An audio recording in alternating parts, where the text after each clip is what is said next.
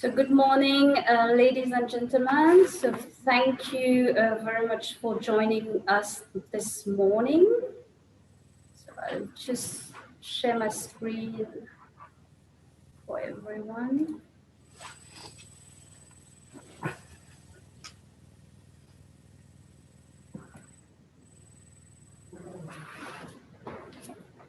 So welcome to the fourth edition of the Nextv series Europe's and CEE 2020. So as you already know, we were forced to postpone our physical event, which usually take place in Berlin. However, to keep the Nextv series communities connected, so we have decided to organize this 2.5 virtual event with interesting panel discussion for the whole industry.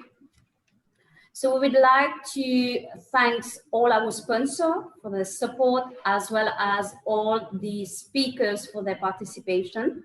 So I'll now just give you a broad overview of today's agenda. So for day one today, we have the panel, which will be starting in less than 5 minutes, the Pay TV CEO Strategic Insight. Then we'll have the TV broadcasters Advanced Advertising Strategy. Moving on, we'll be having the innovation in content distribution, and then from pay TV to cloud TV. We'll then have a one-to-one session with on the topic, what can TV learn from the cloud? Moving to the next session, we'll have a focus on CEE pay TV operators strategic insight, and then the last panel for today will be pure players in Europe. So I remind all our attendees that you can send us your question on the chat box throughout the panel. I now have the pleasure to welcome for the first panel, Pay TV CEO Strategic Insight, Mr. Stanislav Georgiev, CEO of Bulsatcom, Mr. José Vázquez, CEO and founder of Mirada, Tomas Burovas, CEO of Cgates, Victoriya Boklag, CEO of Untitled Group, and Bjørn Moen, CEO of Allente. So this session will be moderated by Anette Schaefer, independent consultant and managing director of Big Picture. So as I did mention, so feel free to send us your question in the chat box, and we'll make sure that we have them answered after the panel or during the panel. So Anette, you have the floor. Okay. Priscilla, thank you very much for the introduction. A very warm welcome also from me, and I'm excited to moderate this panel and get all the insights about the Pay TV CEO strategies that you have probably adjusted in recent months according to the COVID crisis. And I think it will be very interesting to kick that off and to understand what kind of measures you have taken in your business regarding the crisis and what kind of changes on consumer behavior you have recognized throughout the last couple of months. Who wants to go first and would like to talk about it or give us some insights that would be interesting for the audience, what we have done? Victoriya, ladies first. So we should start with COVID, how we have adjusted to COVID, you mean? No, yeah, what you have recognized in the business, what you have changed in consumer behavior, or what you're thinking about in the future. Well, first of all, sorry, go ahead. What your content maybe looks like, or what you changes you have taken besides maybe from operational. Yeah, well, first of all, from the operational point of view, of course, it was the key for us to organize in a way that we protect our people. Of course, it was a huge shock. So the first measures that we took, we definitely, had to protect them. So organizing remote work, organizing all the, different protective measures. We were very happy, and I guess from the training session we heard that my colleagues had the same experience to actually organize remote work of call centers in 1 or 2 days. or even offices, so this is something which we've been talking about, and so on, but to support our customers and at the same time to protect employees, we had to do it extremely efficiently. Second of all, our focus was, of course, customers. So customers, we immediately opened full programming schemes across all markets so that customers could have more kind of entertainment at home. In some of the markets where we had capacity, we also increased data allowances for free, of course. We had to focus a lot of efforts on increasing capacities on fixed networks as well, because the traffic, again, I don't know what was experienced from other markets, the traffic in our case went up 50%, around 30%. We also saw increase in TV consumption. And another thing that we also saw, which we kind of also suffered, we provide a lot of sports, we do a lot of sports, so we saw a huge decrease in all sports kind of competitions, or let's say they stopped. So we saw people, kind of suffering and going for the library content, watching some, we tried to provide them with the, some games, historic games, some library games. So that was something that also happened. But all in all, I think it was a great test for us as operators to see how quickly we can organize and adjust to the completely different situation, both in terms how the touch points function, in terms of how the networks are being used, in terms of how the customers are behaving, this increased, kind of consumption of everything. And I think that I'm from our side, we are extremely happy how we managed to deal in this difficult situation and to actually provide people with such essential services at the moment of lockdown as actually home entertainment and great connectivity. Yeah, thank you very much. I think these adjustments, can somebody else to take that as a elaborate on it, what kind of adjustments you had to take? I mean, it was very comprehensive what Victoriya just told us, not only about the content, but it's also about the capacity in the networks, the services, the operations. Can perhaps come with a slightly different perspective, because that was an impressive story by you, Victoriya. But I guess we're all baffled by how many things we can still do as companies during such a pandemic. In our case, we actually did a merger between two companies across 4 countries, and that was in the brink of happening just when the pandemic struck, right? So we had our closing day on May 4th, and of course people weren't able to meet, and that is having all kinds of strange sort of effects. I have an HR director who's never met anybody outside of her home country, which is Norway in her case. But it still works, right? We're still able to take care of our employees. We're still able to take care of our customers. We're still able to handle operations. So it's certainly an indication of what really is possible. And maybe it is a trend shift also that will also be lost over time in terms of how we work. It's quite impressive what you just said us, that you even were able to complete the merger between a satellite and fixed line operator in various markets. I mean, it's very ambitious, but also very impressive. José, have you experienced any change in the demand from your customers over the last couple of months, or how you have adjusted as a provider in this? We actually have seen quite a movement in the market consumption. In terms of linear, obviously, because of the increase of access or increase of interest on the news channels, they all rocket up. But if you go to linear, it was just an increase of 25% of consumption. That's a lot. When you go to video on demand, the average between our customers was between 45 and 50% increase on video on demand consumption. And yes, this was during the confinement, during the first 2 months, but it stayed at a very, very high level after that. So it means that a big percentage of the subscribers actually joined the video on demand that were not interested before. This happened also to subscription video on demand, to SVOD services as we have seen in the market.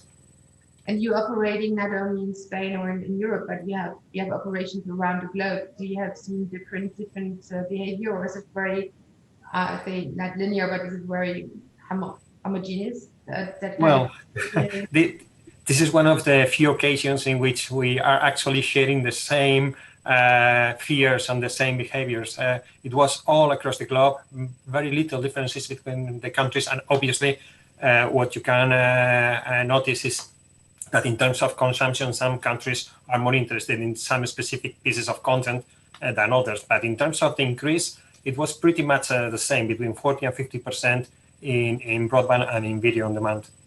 Okay. Tomas, you had also told us before we spoke preparing this panel that you also said that you would probably have made measures if you would not go back to the previous operation. So good morning, everybody. And yeah, that's absolutely right. I think that one bold statement I would like to say is that most probably we will never go back to the same lifestyle, same way we are working, the same way we are operating as we did before. It just, the change which happened changed so many habits. It changed the way how people consume content, it changed the way people are working, changed the way we entertain ourselves. So I think that most of those things will stay in the long run, because this is what we observe. For example, that the consumption increase that you're all saying, it's absolutely comparable with Lithuanian reality. We have a growth of around 30 to 50% on internet traffic, on pay TV. So that's more or less the same thing.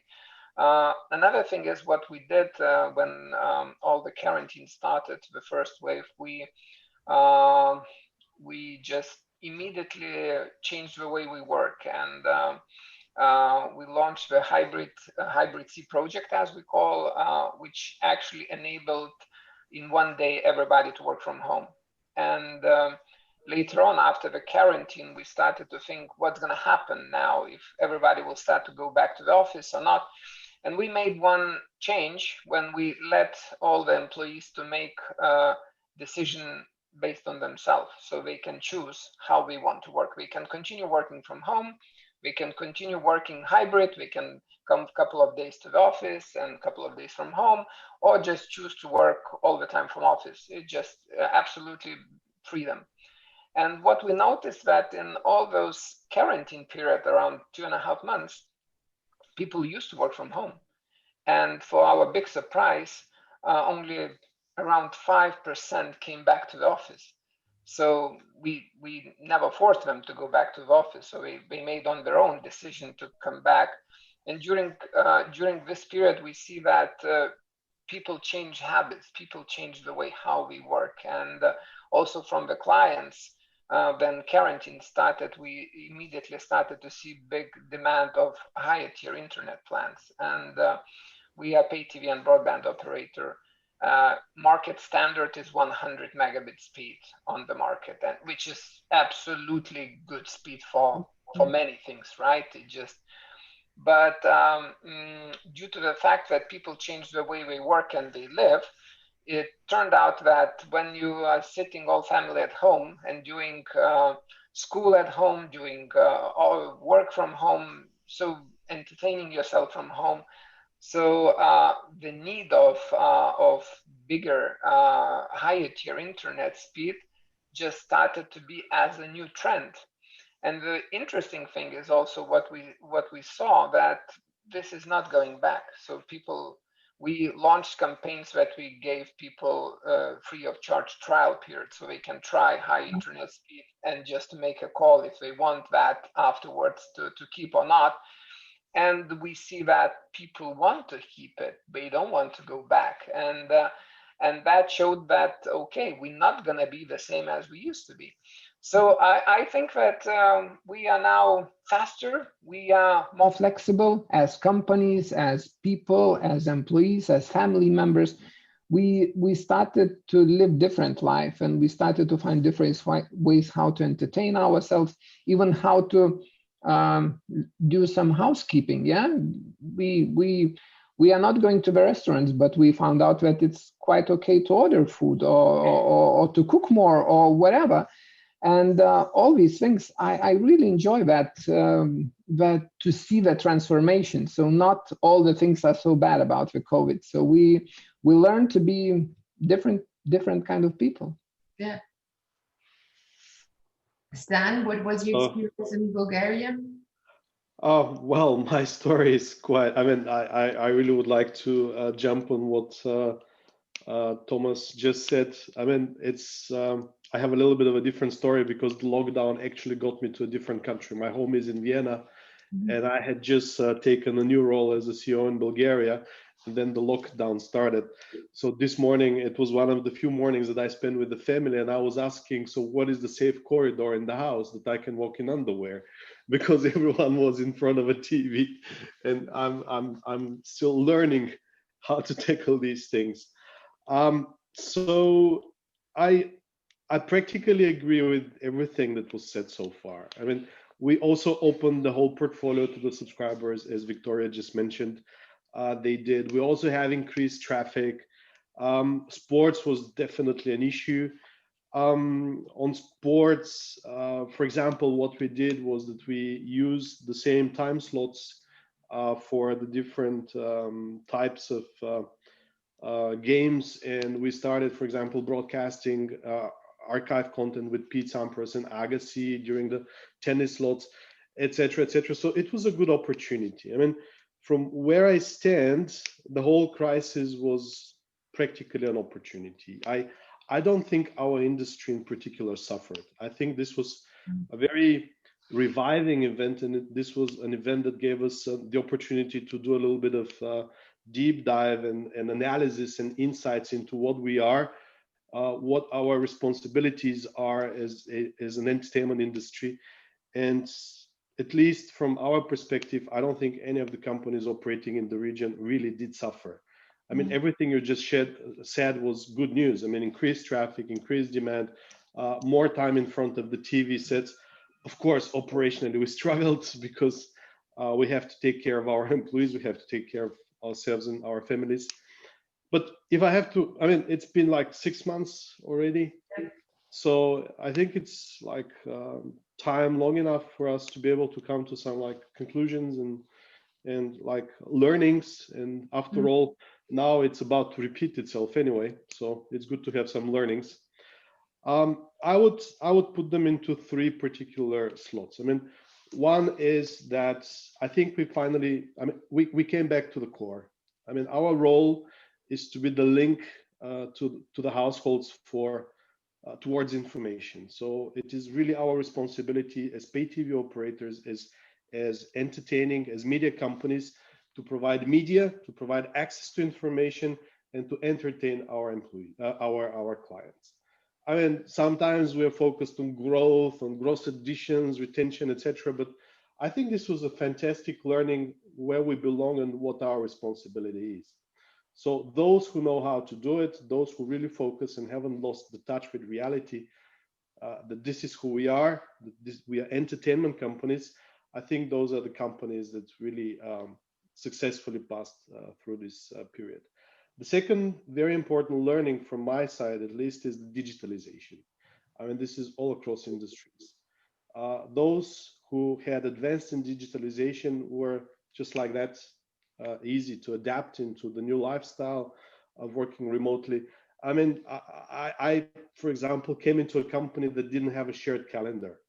So the first thing I did was rolling out the G Suite, because without having a proper communication exchange within the company, it was absolutely impossible to do any work remotely. So this is how important digitalization is for any kind of business, and it's a process that all of us have to always push forward in order to advance our companies. With regards to digitalization, I mean, some of us operate in more Southeastern European countries, so Victoriya, you know it pretty well. I mean, people actually go to the shops to pay, so it was very important to bring in the digital payments, to come up with strategies how to push people to pay digitally, to start trusting the banks finally after all these years. So that was definitely something that we had to do as well. And the third learning is delivery.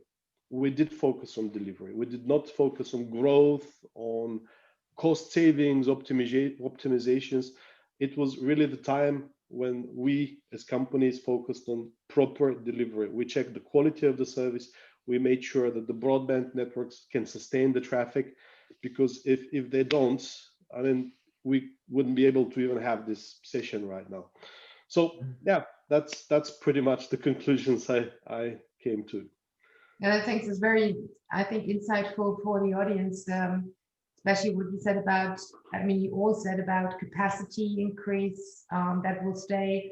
You have to more digital, you have to adjust the operation, but also it's changing consumer behavior, right? And the question is what will stay. And I think it would be very interesting to see how you, or what you think about how you would adjust your strategy in the future regarding content. You know, what do you think will stay? What will come with more capacity? The consumers have more also chances to subscribe OTT services. A lot of multinational, international companies making inroads in various markets, even they not really focusing on smaller markets, but nevertheless, this is a big brands that coming to also to your markets. So now the consumers are being prepared. They have enough decent bandwidth in the household. They have the devices. The question is, what does that mean for your content strategy and for your content in the future, and how you will, maybe adjust it, or you will not only adjust the content itself, but also how you bundle it and how you bring it to market. I think some of you already said about SVOD or on-demand content is increasing. Who would like to talk about this? Because I think that's very interesting, because these markets are very different. And I think when you look at Bjørn's market in Norway and the Nordics, it's different consumer behavior than maybe in Serbia, Croatia, or in Bulgaria, or in other markets. So what's your ideas and thoughts about? I can start. So basically, United Group's strategy has always been investment into media. So we don't only aggregate, we don't only rebroadcast the content which somebody else produces, but it's really part of our DNA to produce content itself. And of course, we also aggregate, meaning that we buy movies as well. Of course, we buy sports. We produce the most popular sports channels in the region. But our recent shift, even before this current situation, has been into local production.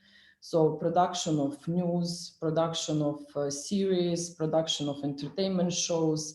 We also own the biggest music production.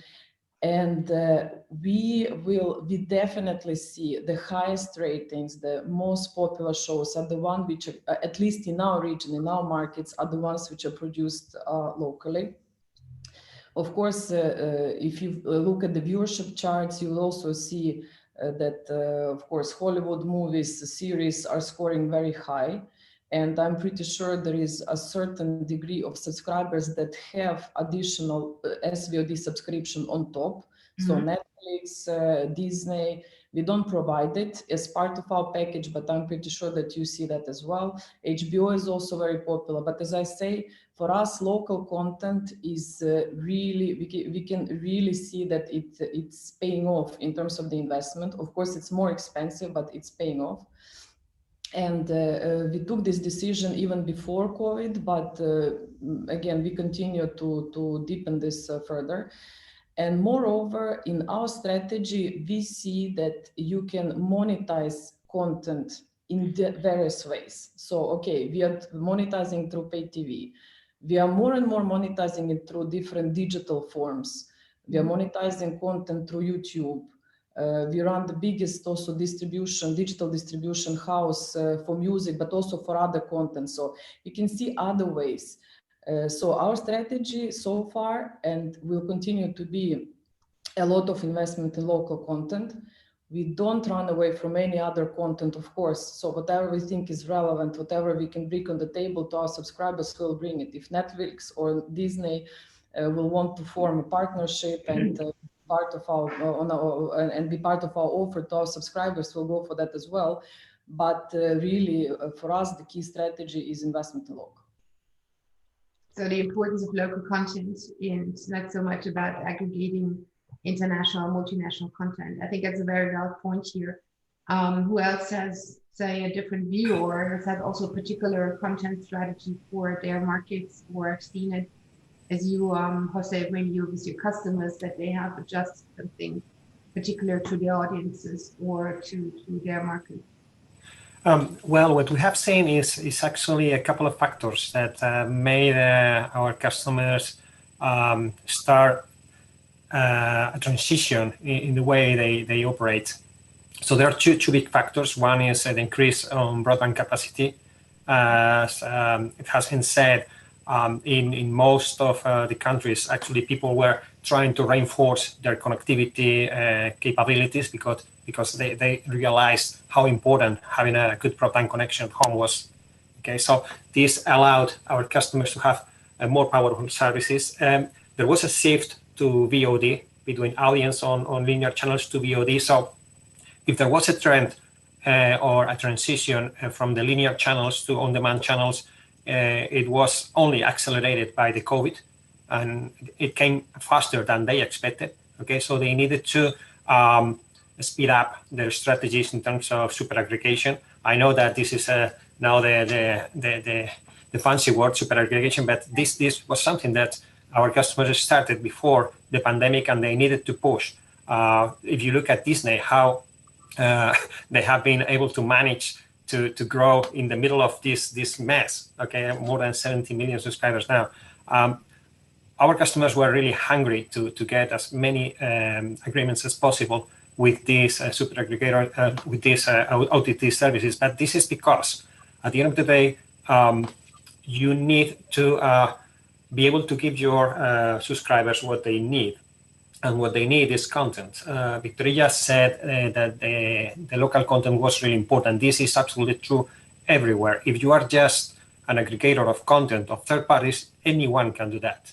Anyone can get agreements, or most people can get agreements with the big majors and have a bundle. But if you really identify what your audience is looking for, local content in general is something that scores very high. Okay, so the super aggregation strategy cannot be only based on agreements. It can be based on production, and it can be based on looking for local strategies. And one element I would like to mention, and probably we will have time to talk about that today, as the shift in viewers is coming from the linear to the on-demand, also the advertising budget is moving. Mm-hmm. Okay, so you cannot develop a strategy of aggregation of content without taking into consideration what is going to happen with this advertising budget that is leaving the linear channels. I think super aggregation has its upsides and downsides, and I think the upside is the convenience for the customer to pay one bill, to have one service provider to talk to if something's not working. But usually in the on-demand world, everything works quite okay. For various markets appropriate, but I think that the balance, and I think that we see that shift, what Victoriya just described, to this local content and things that really are being closer to your home, or closer to your market where you live, or to your environment where you live. What's the experience from the other providers? I mean, the Norwegian, Scandinavian markets are quite different from Central and Eastern Europe, and Bjørn, have you adjusted your content strategy throughout the crisis, or you also operating satellite business or IP-driven business, so you have different audiences and different subscribers? Yes, good question, of course. And these are fundamental questions, right? Yeah. We come from a linear TV world where most of our customers are still on linear channels, right? Providing with through DTH, a satellite. But we are also bundling. But bundling can happen in different ways because we have a growing area where an increasing share of our customers also gets broadband from us. And we do a bundle between broadband and TV. And of course, that's a very strong bundle and very strong, very present bundle here in the Scandinavian region. But then we also see to take our customers through that journey, right? linear channels is still around. It's still a lot of things that is consumed on linear channels, sports, for instance. But then we can take our customer through that journey, moving to the SVOD services, making that entrance easier, making it a little bit easier when it comes to login, making an easier price model, aggregating content and into a better package and better total experience for the customer, and then potentially add value. So that's sort of our approach and our thinking around that. And then I very much agree that our role is, of course, around the local content. We can aggregate local content and provide value, both to the customers looking for that local content, finding easy ways to find it, and also then adding value to the local broadcasters, looking for ways to get that content out to the customers at scale. This is a scale game, right? So we can still develop that role and have different ways of making that bundle work across technologies in terms of TV and broadband, and also then across linear channels and new type of channels and consuming that content. I think that's an interesting role. It's not only being a provider of good service for consumers, but also playing a role for the local content providers, right? So because also broadcasters have to go multi-screen, they have to deploy their signal over different networks, but also getting it to different consumers. And usually broadcasters are not service providers, right? They're broadcasters to produce content. And very much so. Very much so. And they're not being bothered in recent years or in general be thinking about distribution. I mean, the distribution of content, yes, maybe selling content to third parties, but it's a different thing, but a different challenge. But here you take another role, and especially I think that local or transnational content is becoming, especially, I mean, also now because of the COVID crisis, became more important. News and things that are closer to your home. Tomas, have you adjusted your content strategy in recent months, or have you changed something, or has your outlook changed on how you want to in the future, what your role could be, or what you do to adjust your strategy? I mean, the balance between international and national.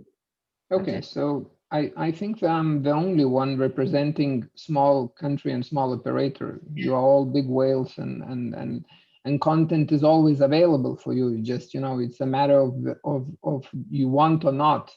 In my case, I'm second biggest pay TV and broadband operator in Lithuania, and for me, life is a little bit different in terms of the content. COVID situation actually created some additional opportunities in the content area as well. For example, we are not producing content, we are only aggregating content. And due to the fact that cinemas were closed, we got a new opportunity to be a platform for the movie festivals, for example. So all of them were closed, and suddenly we never had a chance to get distribution rights, never ever. And suddenly we are having them. And we are cooperating with the big Scandinavian movie festivals, local movie festivals. So it just created possibility for us to try, and for the content providers to try different approach. So that's one thing. Another thing is what we see that, of course, the move between linear channels and VOD is happening, and it's going back and forth, and what we see, the more we dig, we understand that for the client becomes quite complicated to find content. And if we take, let's say, older technologies, not talking about Android TV operator tier, for example, but talking about DVB-C, let's say, right? Or let's say DVB-C with a catch-up. Linear channels, for example, if I'm having 80 or 100 linear channels and I have, let's say, 2 weeks catch-up service, for me as a client to find the content becomes quite a task, because it's not so easy. And you need to scroll around, and you have some favorite channels, and they are approximately 10 out of those 100. But in reality, when we think as operator, how many content is available for the client, it's enormous amount, right?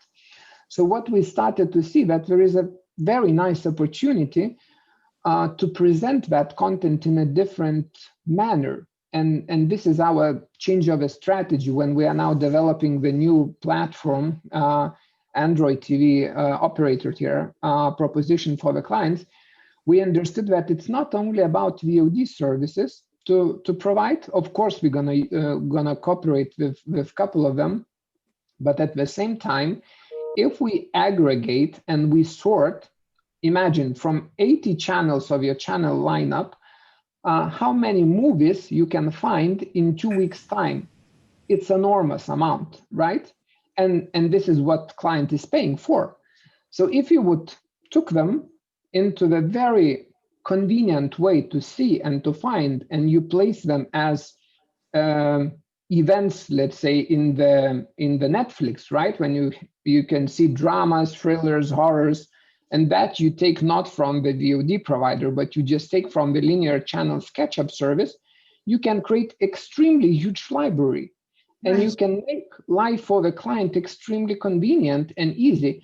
And in combination with all the VOD on the top, it can be a bit different way of working with the content, providing content, packaging content, and what Bjørn mentioned, of course, the broadband and pay TV bundles are extremely strong, and this is what we have in Lithuania. It's like from our total client base, around 80% are bundles, pay TV plus broadband, and this is now the next step, how you can actually add and mix VOD together with linear channel content, and creating opportunity for the consumer to find easier and to consume just the content, but not to consume linear channels and VOD, because I think that in general, it's all about the content. And we are, as industry experts, we are talking about two different content sources, but in reality for the client, I don't care. I just need my content and that's it. I don't care from which source it comes. So this is the mindset we are trying to change. Let's not think as operators, let's think as a consumer, and this gives a tick actually how you need to change your content strategy. And not I think you're touching. Yeah, that's about. Sorry, I think you're touching on something very, very relevant, because it's so much good content out there, international content and local content. And then we can then build fantastic recommendation engines, and we do, right, in order to suggest something for the customer. And that does part of the job. But I'm not entirely convinced that that is enough, right? Because you get some kind of advice, and then you think, have I heard about this before? No, better surf around a little bit more. And then you end up looking around for a long time on the platforms, right? Trying to find something that would suit you.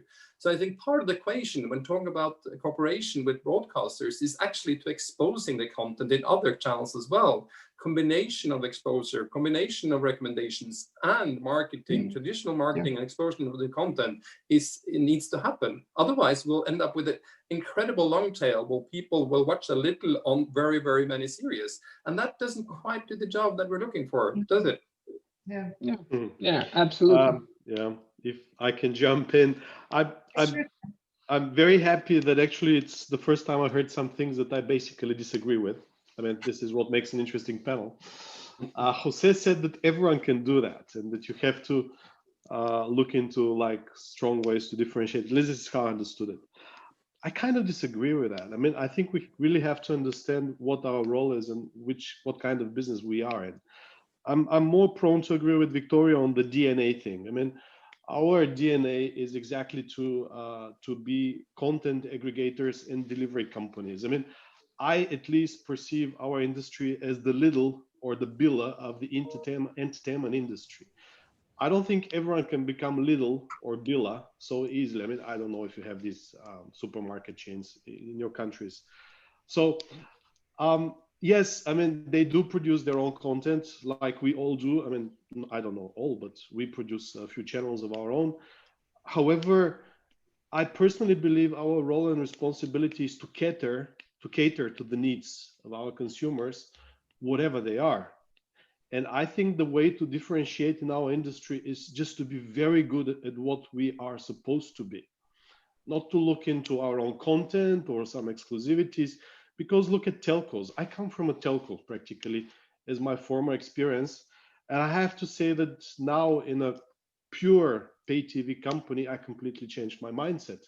I thought that we could do great TV in telcos. Anette, I guess you had the same idea as well. We were in a very similar situation with you. But actually, I came to the conclusion that this was not true. I mean, telcos do broadband, telcos sell mobile services, mobile data. This is what they're great at. I mean, they're great digital companies, but I don't think telcos can do fantastic TV service. I mean, this is what a company like SBB, for example, can do, because this is how they started. This is what Bulsatcom has been doing for more than 18 years in my country. So practically, if you produce too much of your own content, you lose focus, because this is what you want to do. You want to push your own content to your consumers. Look what happened with Netflix. I mean, currently they recommend 99% their own production, and it's not necessarily what is best on the markets. So this is exactly what I believe is at least for my company, the way ahead. I don't want to excel or to push on production. I don't want to buy the most expensive exclusivities in the market in sports. I don't want to invest too much into own production. What I want to be is the best supermarket and the company that caters the content for our consumers, because this is what my consumers expect me to be. So when the time comes and when Netflix finally localizes content for the region, I will be the first company to bring them on the market, because this is what I believe my role is.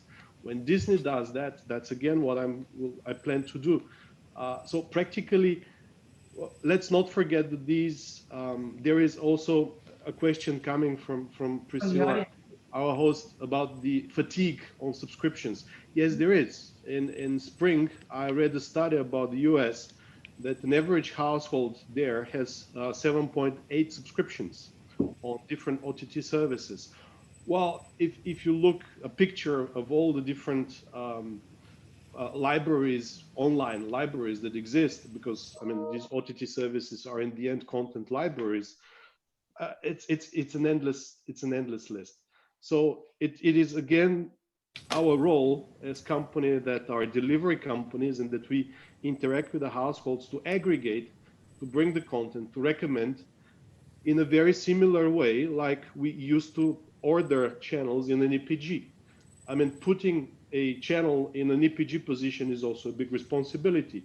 Where does it belong? Is it after news? Is it before news? Is it the first sports channel? So all of these things are our DNA. We know how to deliver the content, and we know how to cater the content to the consumers, like a supermarket knows how to cater ketchup or vegetables to the buyers. So this is my position. As long as we do properly, we have a bright future ahead of us. Thank you.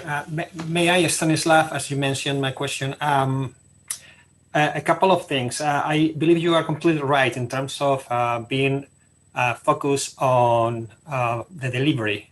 You are really on the point, because at the end of the day, you are the one that knows the customer better. You are the company that is really providing the big set of services, and you have the tools to collect the different elements to be able to understand the final customer. So this puts you in a very strong position. I must disagree in terms of media focus for obvious reasons, okay?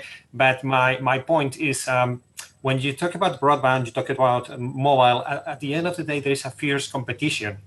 When you talk about media, it has been proven that the stickiness of media services, especially if you are able to collect information about your behaviors and being able to build the profile of the user, is a very high loyalty scheme, retention element. So most of our customers, especially with the sports, are not that sure that they actually win money with the sports. Okay, but at the end of the day, people will not cancel the subscription because they will lose this access to this specific piece of content. And at the end of the day, there is a bundle. And talking about bundle, and I finish with this. Some people take the super aggregator thing like agreements with different content providers. We don't see this way. You have a very long tail, that's true, The only way that you can make value out of that it can be worth it for you, is, as actually Tomas was mentioning, having a really good recommendation and search integrated tool. So it's all based on the metadata, on metadata agreements. It's having your user experience, your own user interface. It is you, it's your application, it's your Android TV operator tier or whatever user experience, what is giving the access to the content. It's not anyone else's application. And you were completely right, Stanislav. If you are able to collect data about your users, if you are able to identify the behavior, to identify their profiles, then you will be able to build a good user experience that no one else can build apart of you. Yeah, I mean, recommendation and curation, we have to be careful when in the two directions we have, like, I mean, which one we're talking about. I'm personally a bigger fan of curation, to be honest, because recommendation engines, at least I haven't across a great one so far. I mean, in a recommendation engine, we as an operator rely too much on some software or artificial intelligence somewhere to like properly analyze the behavior of a consumer and give a proper recommendation. Whereas curation is where I believe we have some strengths, because we can recommend as an operator, or like DJs recommend music. After all, this is what we do as TV aggregators. We recommend channels, we put them in position. So I'm a fan of curation myself. If I may just add to the point of the supermarket, I think that, even if you take the supermarket as analogy to what we are doing, right? So we, first of all, pay TV provider, can be a pay TV provider with the connectivity or without connectivity, right? So like you can own the supermarket building or you can lease it.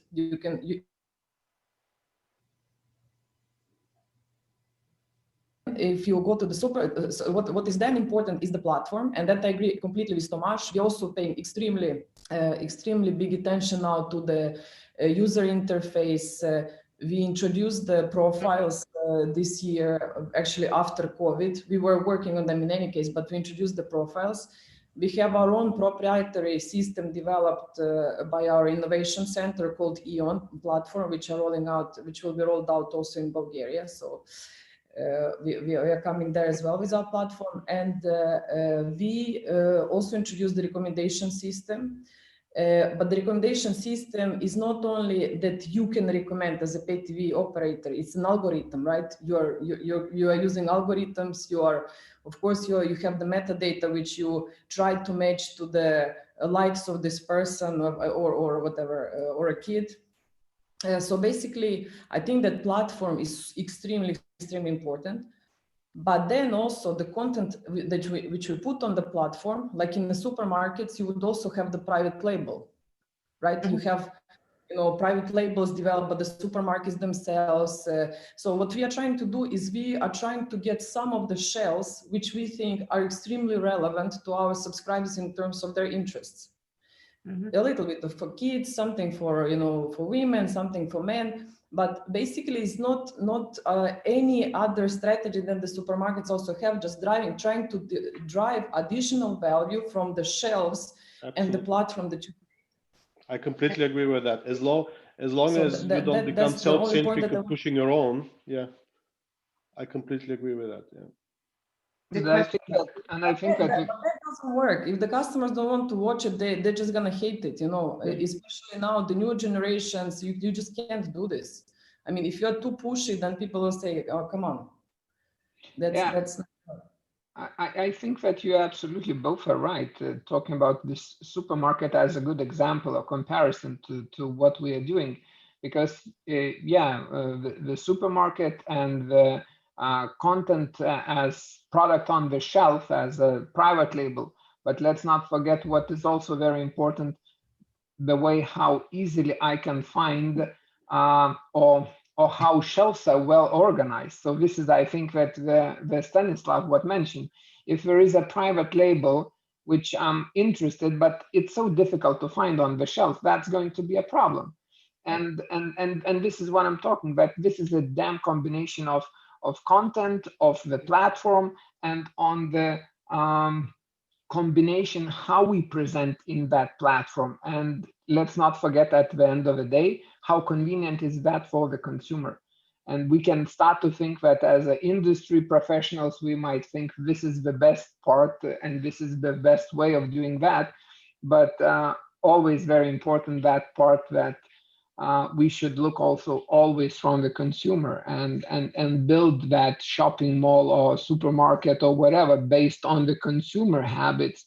And this is for the consumer. So I totally agree with you, Stanislav, that this is exactly our core, because we know some things and we know our clients and we know the content. And yes, Victoriya, if you have a possibility to create content, that's absolutely the key. I totally agree. Local content, as I'm looking from the channel's perspective, it's around 80% of all the channels consumed in Lithuania is Lithuanian channels. So it's yeah. And again, okay, 20 of them, but if you have 100, so it means that 80% of what you are paying for, you are always never watching. So that's the same with the content, I guess, in the channel inside. Local content is a winner. Then I guess in this supermarket thing, I think we need to make sure that we add enough value to the customer, because just organizing the shelves efficiently is not going to be enough. There are other options that does that very, very powerful, like Apple TV, where you can get everything organized as well, even with, and it doesn't take a lot for them to add kind of recommendations. So I think you need to be conscious about the customer. What's the customer looking for? What could add value? Organize it well. Yes, fine, let's do that. Make sure that it's Android platform. We have an Android platform, works very well, very proud of it. We'll continue to develop that. And then we also need to look for ways to make the bundles easier for the customer, to combine 2 or 3 bundles from SVODs into one, for instance, that is relevant for the customer. That would add value. If you're bundling with broadband, maybe you need to look into how that bundle could be most powerful. Could you introduce security products that would add a little bit to the value? To continuously understand what the customers are looking for, and then work really, really hard on value add. Then I think that supermarket thought can work and be powerful. Yeah, may I add some very, very little information? We have a customer, I cannot name it, but we started working with him nearly a year ago. Okay, he had a very good recommendation tool, nice user interface. But the consumption on video on demand was not that great. Okay, so we added the human touch. We have an editorial group there working and basically refining the proposition for customers. So you have like a hybrid automatic and human model. From month 1, they increased the VOD consumption nearly 15 to 20%, just because of the human intervention. Okay, and it was fully automated before, and then the editorial group. So it's a clear example that you cannot just rely on the AI and automated tools. You need to add your local knowledge, your experience. You are a human, you know what people are looking for, and you need to have some people working there on the interface, as Tomas mentioned before. I think that's also this analogy with the supermarket. I think you need to orchestrate the inventory, right? And you decide you try to decide what is on the shelf. But I think have you seen changes from the content providers in the how you can cater to your market? So saying you have more flexibility in the contract. There was also a question from the audience here. Do you think that there's an opportunity to get pay TV rights quicker from local and US movie companies in the future, even that they'll also go direct, right? And also the intermediaries like NBC is going direct. So the question is really, I think we all agree, access to networks, more different flavors of content, linear, non-linear, the mix. But I think I think your partners also, or the partners in the industry, especially in the content industry, also need to be more flexible about how they sell the content to US operators. Or what's your take on that? To be you more see flexible. how many. You see how many times they delayed the premiere of the new James Bond. So obviously, cinematic distribution for the blockbusters in particular. Right. very important. At least from my experience, though, I can say that for non-blockbusters, it became a little bit easier because there was a lot of content imported for festivals or for like local different ways to distribute, even for the local cinemas. And at least in our particular case, we now have access to those titles in a shorter time frame than we used to have before. So But definitely helped. I think the biggest issue is piracy, actually. So we tried also, because what happens is, you know, when it's much harder to get piracy on the internet from the theatrical release. It's very difficult. Okay, they're protecting a lot, you know, it's not the same. People don't watch, you know, I don't know if you had this or not, but I don't know, 20, 30 years ago, people were actually watching like movies filmed from the cinema, right? Like you would just film with some camera and people would watch it. I think people don't buy this quality anymore. So they are waiting for some first normal kind of pirated version. High quality. But I think, and what we tried to do, one thing with extremely important series in our market. So we tried to do binging, and we even called, I think we introduced into our markets, we introduced the word binging, because even the discussion between the linguists started whether we should have used the word binging in advertising or we should have found the local versions of the binging word.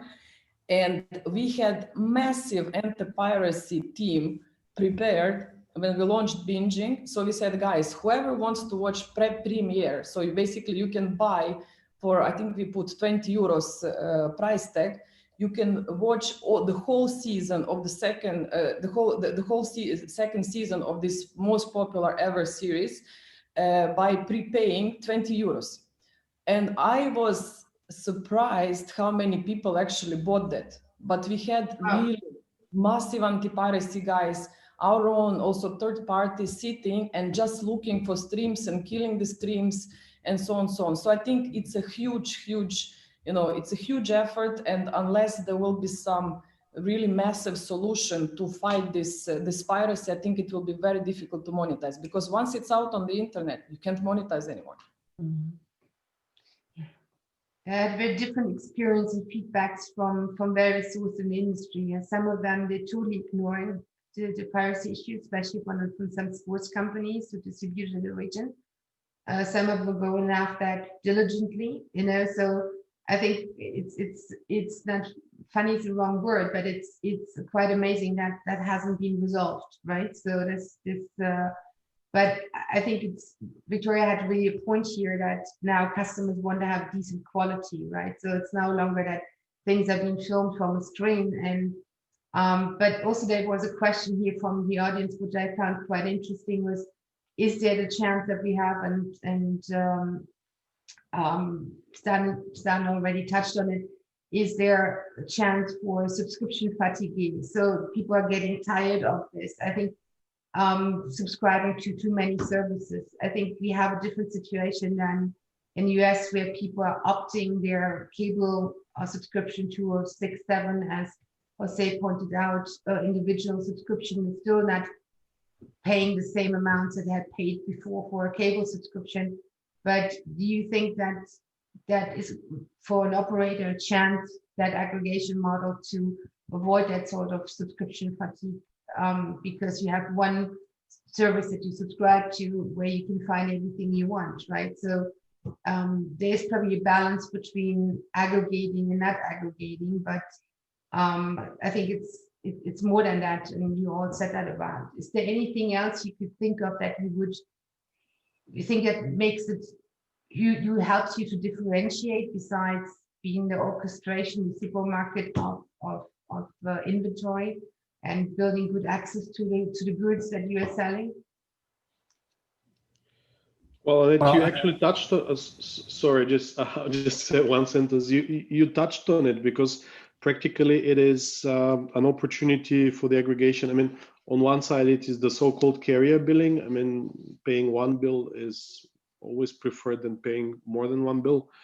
And the second thing is, of course, I cannot disclose particular companies, but let's say that the larger ones are actually offering a bundle discount.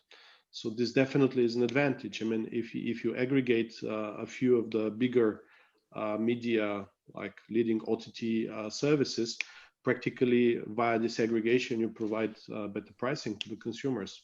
Mm. I think in general, it's a very straightforward question, but there is no very straightforward answer, because when you think about this one bill, I think it's a bit outdated thinking.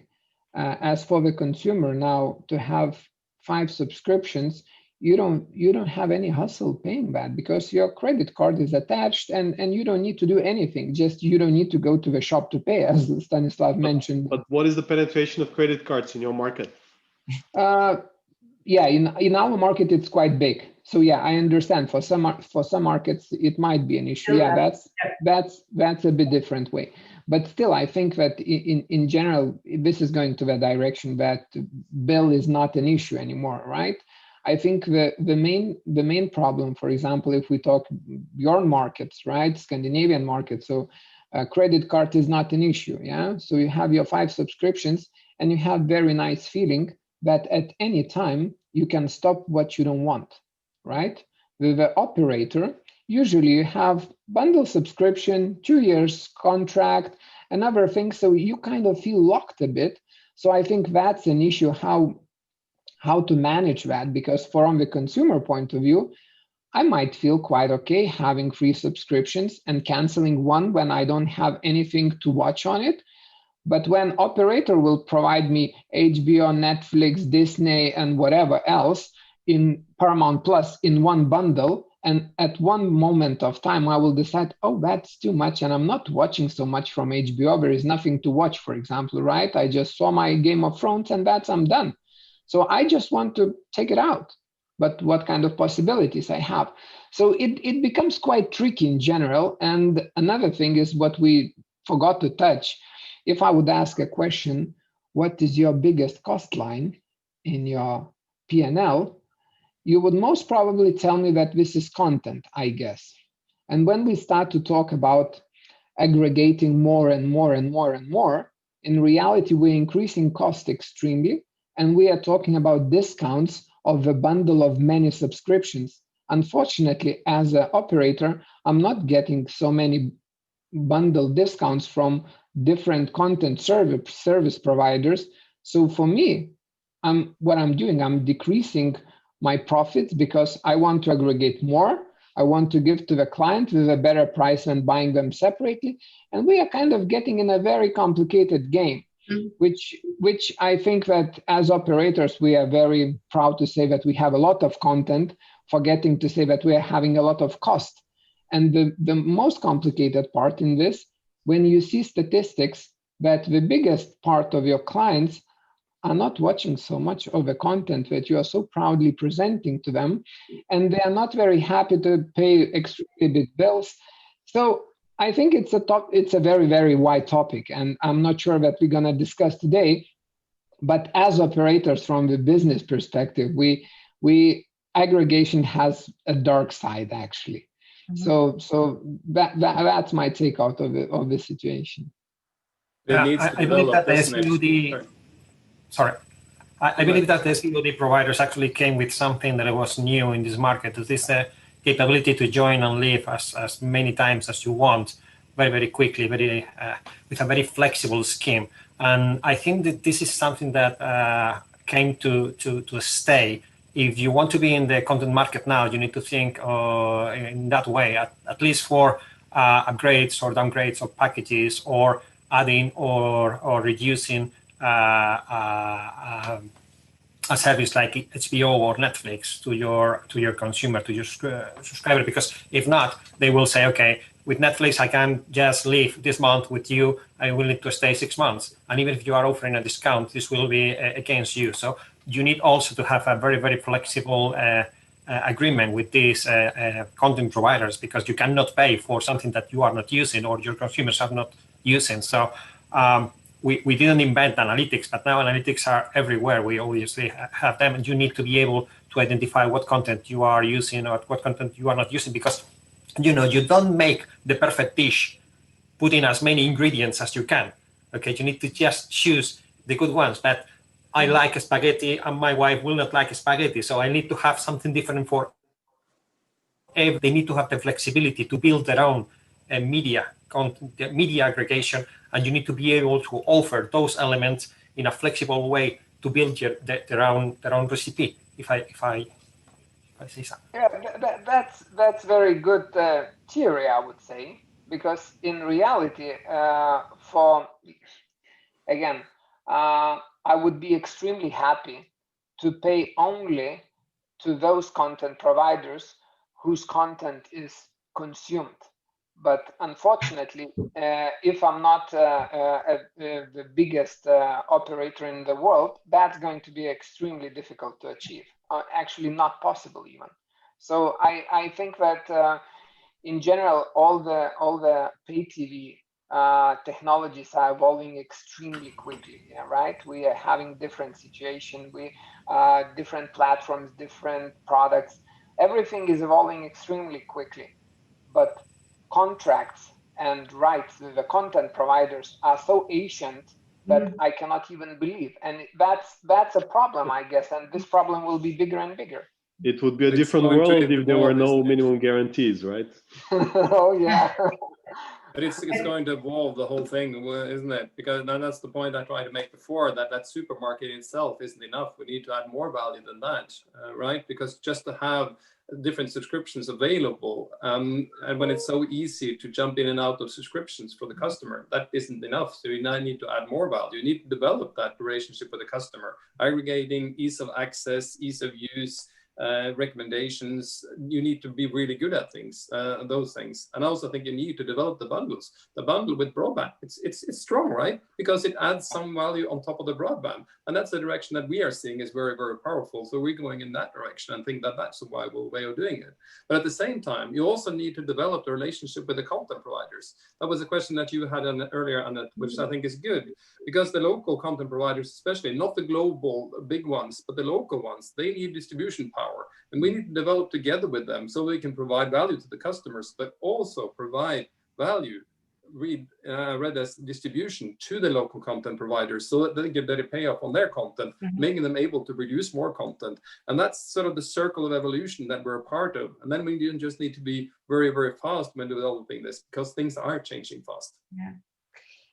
Unfortunately, running out of time, and that's I really enjoyed this discussion because I think it touched so much aspects of our business. Thank you very much, all of you. I really like that, especially analogy with the supermarket and what kind of role we're playing in the future in this business, and how we manage our inventories and how we adjust the inventories to our consumer demand and changing consumer behavior. I think it was also quite interesting to hear the different outlooks on different markets. I think that there's a lot of, gives the audience a different flavors that Europe is not homogeneous and never will be. Thank you very much to all of you, and hope that the audience that listened to us also enjoyed the conversation and discussion. And thank you very much. And I don't know who will close it, if Priscilla will close the session now or how that works, but I think we can stay here a little bit online, but we'll see how the technical people will probably help us now to close the session. Thank you very much. Thank you guys. Thank you very much. Thank you.